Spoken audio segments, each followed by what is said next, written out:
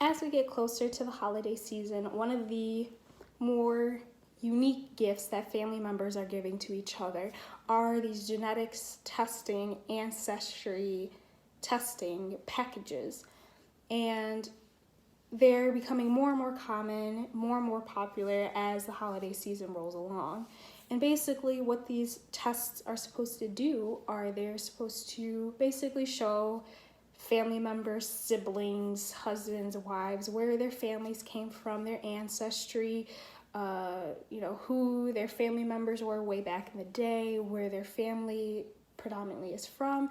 And it also serves as some bragging rights when you say, oh, my family's from Italy. And when somebody asks you, where exactly in Italy, you can, flex a little bit of knowledge onto them of to where your family's heritage is from. So it serves a really cool purpose for families that don't really have that much background and knowledge as to where their families are from to gain a little bit more knowledge. However, one of the main cons about these DNA and ancestry and genetics testing agencies are not doing is they're not being fully transparent as to what happens to your DNA when you send it into these companies. And for my speech, I'm going to be covering the most popular genetics testing company, which is 23andMe. You've probably heard of it. You've probably seen commercials of it. And their process is as simple as 1, 2, 3. You basically order either their Health Plus or Ancestry Plus Traits Services package. And it's a saliva collection kit that serves for both purposes, and it typically arrives to you within 3 to 5 business days. And then the second step is you spit, that is how they collect their DNA, and you send it back into the mail to them, and then within 3 to 5 weeks, you will get an email basically saying that your DNA has been processed. You can go onto this particular website, and all of your genetics information will be provided there for you.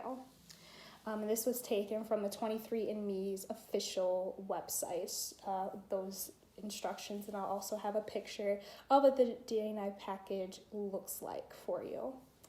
At the very bottom of their website, and this is a very common theme with a lot of these genetics testing websites, is that they mention in their privacy policy that they will not share their information unless you give them express written consent. Again, this was also taken from the 23andMe's official website.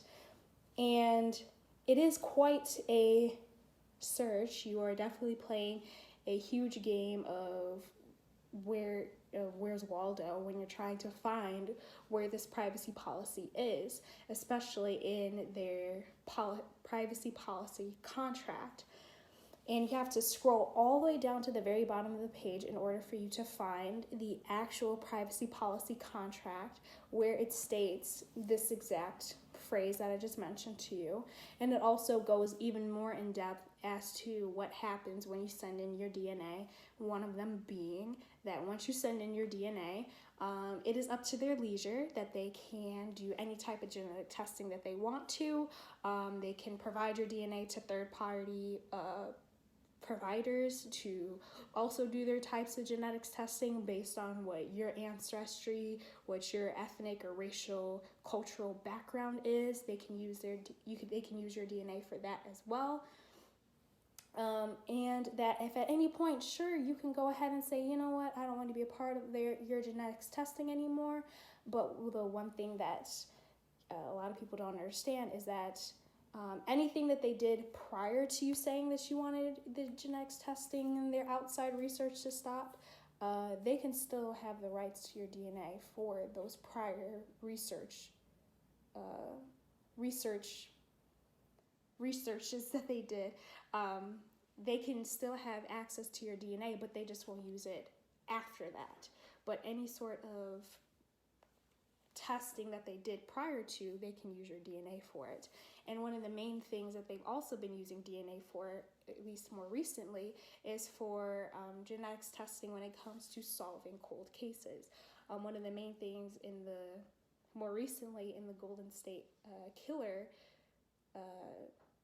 case, which was a very cold case for many, many years, is that one of his nieces actually did a 23andMe type of service, and that's how they were able to find the Golden State Killer. And they actually mention that in their website that, oh, we won't use this in law enforcement unless they subpoena your DNA, and then we'll be able to use it. So they are transparent in certain instances, but not fully transparent enough for the average consumer. So in conclusion, I think that 23andMe has its benefits if it's being used correctly, and especially in terms of their ancestry as well as their health-related content. If they're using it properly and they're making their privacy policies a little bit more transparent, that I don't see a further issue into this further down the line. However, if they're going to continue to use this and not be fully transparent to the average consumer, that I think that the FDA and other federally